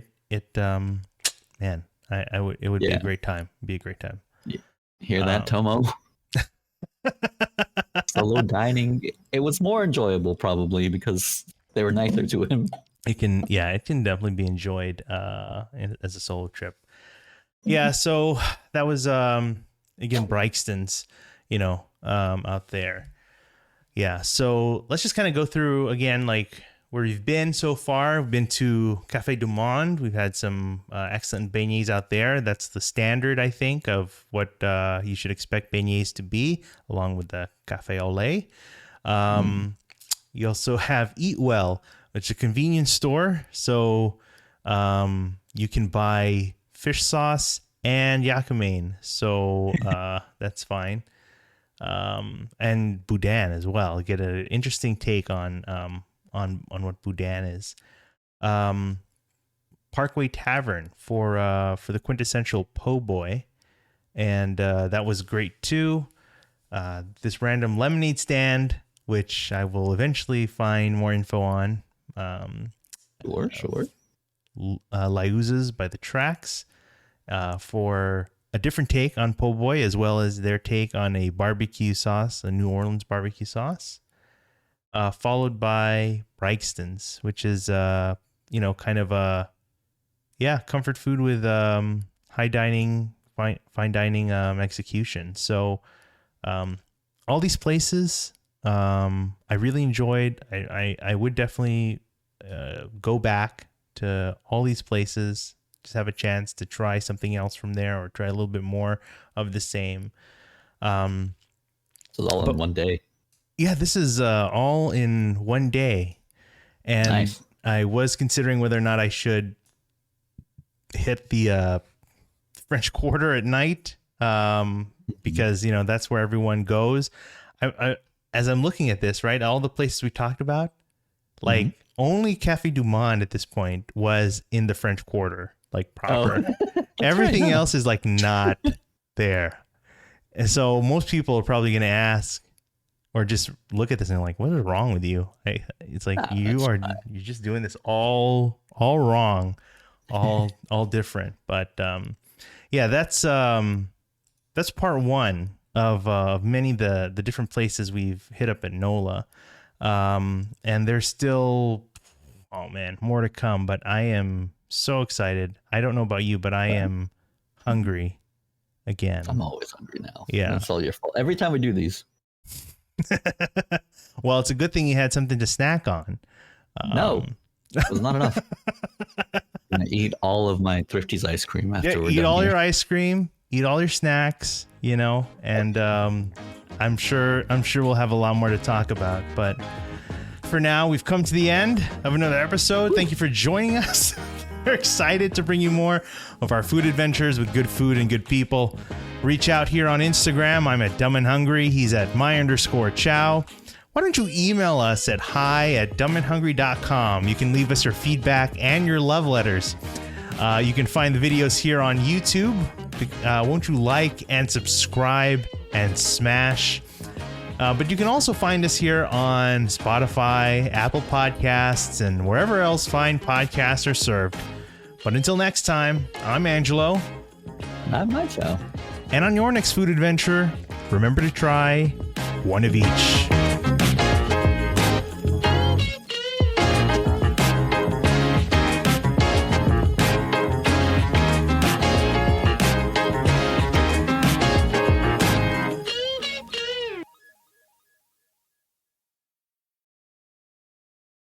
Let's give the people a little bit of an after show here. In addition to like all the food places that we have and will be covering, I kind of wanted to highlight some of the non-food things. Waste of time. Well, that's why it's in the after show. It's an afterthought. So,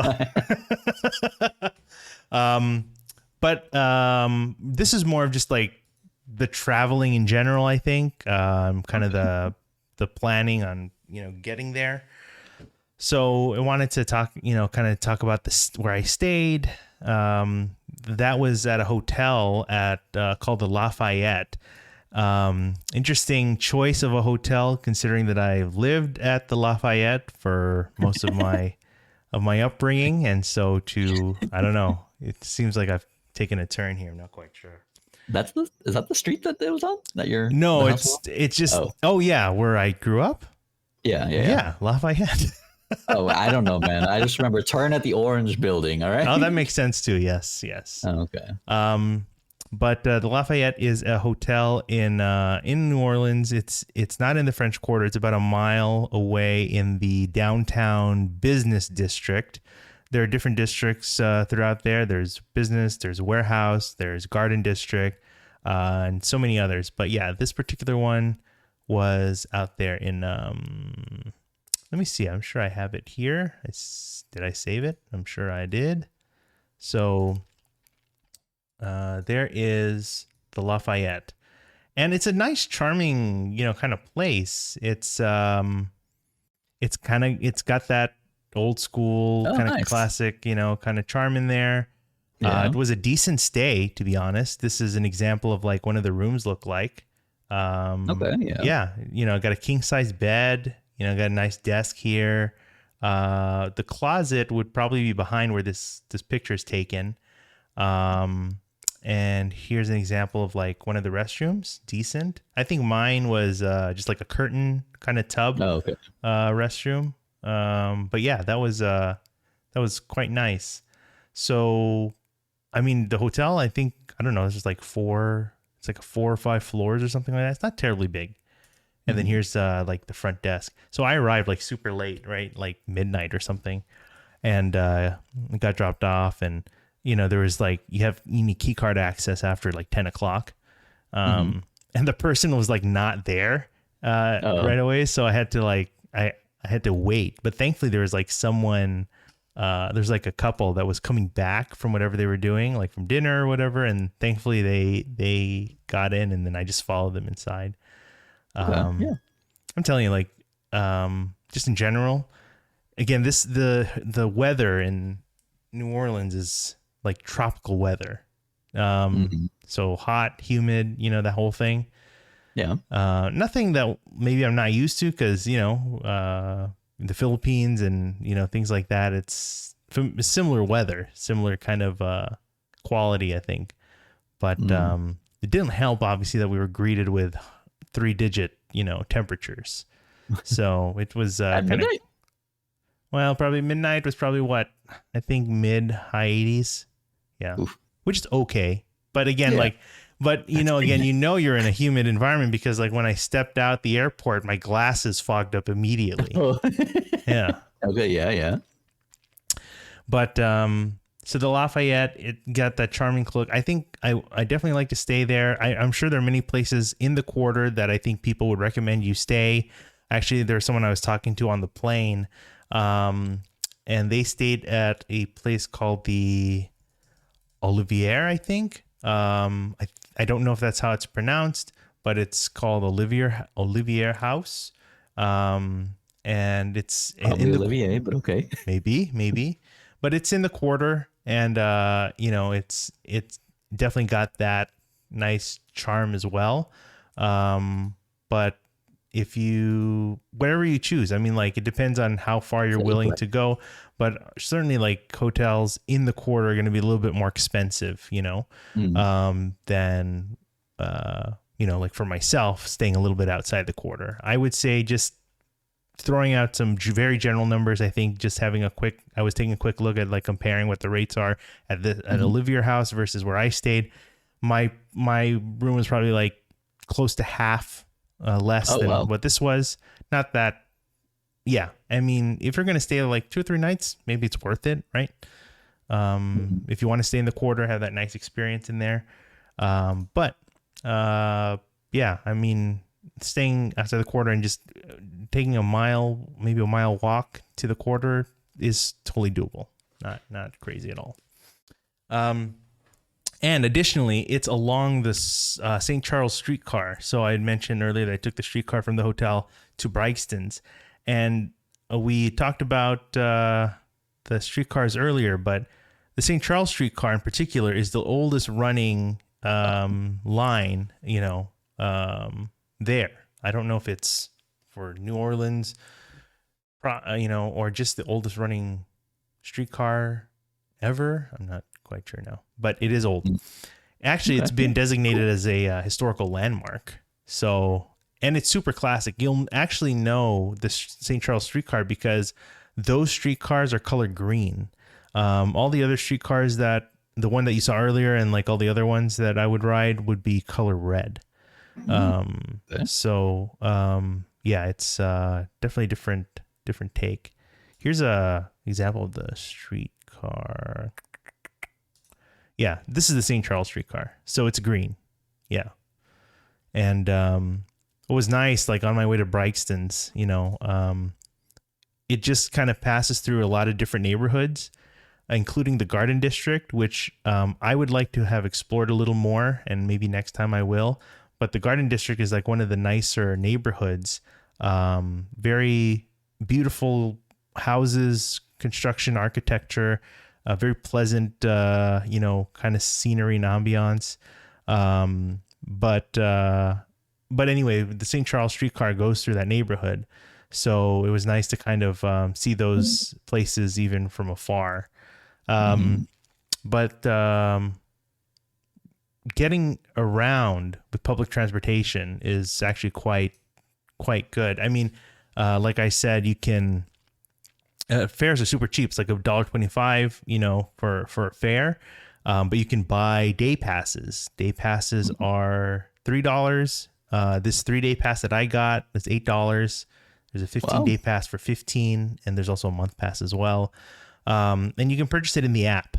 So they have an official app that you can download and purchase from there. And then whenever you board your, whatever ride you're taking, you can just present the app with the ticket on there, and they'll know that you've got the pass on there.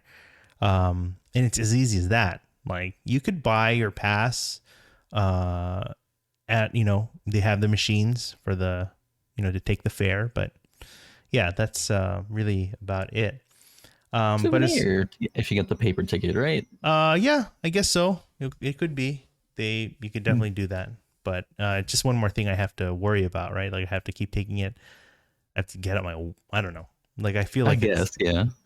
so either way, like I know because I think with the paper, then I still have to insert it into the machine, wait for it, Mhm. and take it with the app. But like I just show it to the operator, You and just then tap. you're Oh, good. you just You show don't it. you don't tap, yeah. You just show it, and they just Nice. believe you. Okay, okay. It's not a Yeah. screenshot. That's fine. But as far as public, so these transport options are operated by RTA. So that's their version of the MTA, and Mhm. so that includes the buses, the streetcars, and the ferry. Okay. Um, And that 3-day pass is good for all of them? yep. Even the ferry. What? Oh yeah, it's great. Cool. The ferry. So there. So okay. So of course, like one of the attractions that people recommend you try is like take a steamboat, right? You can take the Mhm. steamboat that goes Yeah. along the Mississippi River, right? Yeah. But I mean, like there's the factors like time, right? Like I don't have much time. Mhm. And it's not necessarily an experience that I would choose to do over like eating, for The example. streetcar. Oh. And the streetcar. Yes, exactly. I really enjoyed the streetcar. I'll tell you that right now. But so the kind of the maybe the alternative or the cheap solution is you take the ferry. That way I could still say I crossed the Mississippi River in a boat.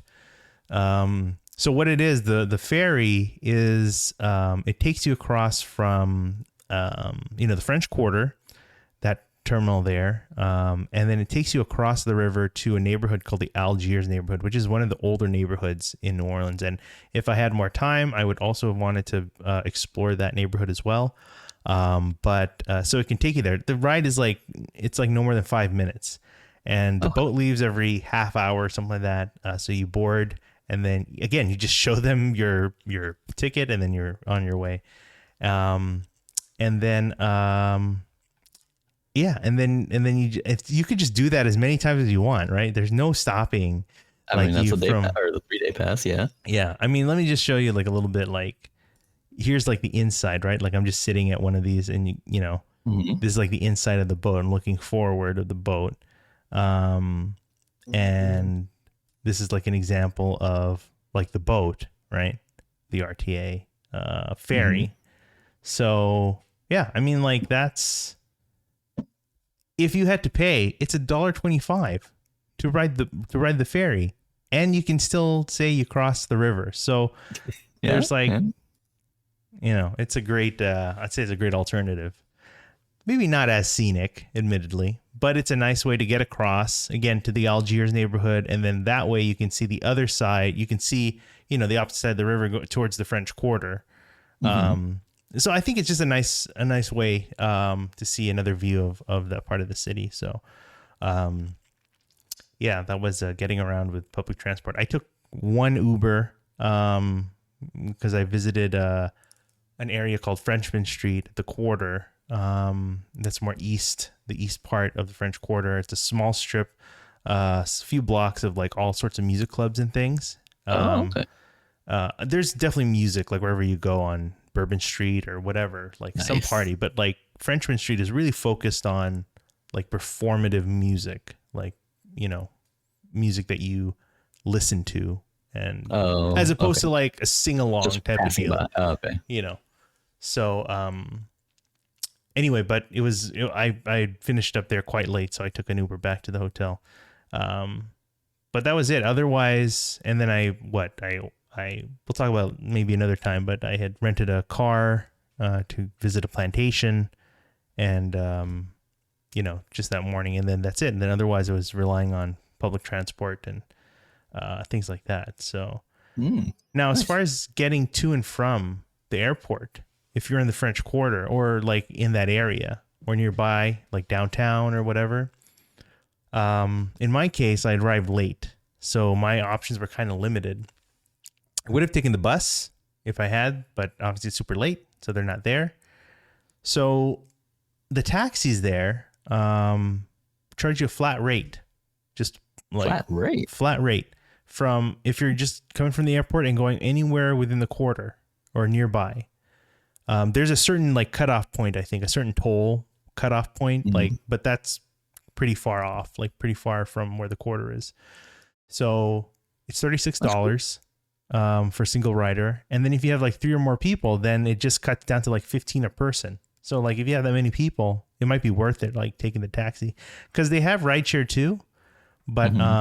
the rideshare, at least, you know, for a single rider, at least, you know, like for taking my case, was a little more expensive. Be like at least $40 plus.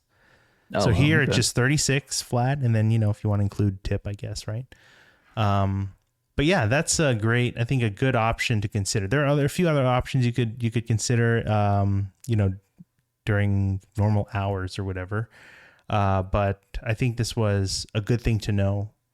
So when you get off the airport, there's like a taxi booth. There's a booth for the taxi, and you can stand in line, and you can tell there will be people out there, either in the booth or outside, kind of asking where are you going, and you tell them, and then they give you a little piece of paper to and tell you like which taxi to go into or whatever, and then they Hmm. will take you to your destination. Um, so yeah, it was pretty easy, I'd say. Um, yeah, and then getting around, like I said, is if you're gonna stay in the quarter, yeah, don't rent a car. I mean, like, don't bother, because especially if you're gonna just stay in the French Quarter, you know, you should just walk throughout. Hmm. Or again, just a few times if you need to take public transport, because the streets in the quarter are like super narrow. Like you could just fit like one. They're all one way streets basically, you know. So you have one side that barely has parking for cars, um, and all those parking spots are usually taken. And then anywhere you would want to park for common areas, even though there are plenty available, they're expensive, you know, like day rates Hmm. and stuff. It's a lot. So unless you have a particular need, um, you know, it's probably not worth it. And then even like at the hotels, they'll do valet. There's like no, they may not necessarily have like dedicated parking, and they'll do valet mostly, and those are like 30 plus dollars, you know, per night to Hmm. store your car. So unless you have a real need to get out of the city, then um, yeah, just consider other modes. But yeah, I think we'll kind of go over some of the other non-food things. But this was just kind of a overview of like some things to consider while you're staying, you know, in there.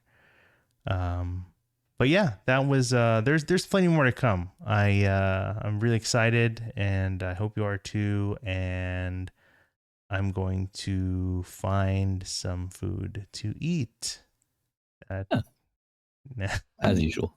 as usual. And we'll talk more about that as far as actually bringing some food back home to enjoy. So all right, Oh, okay, nice. so more to come.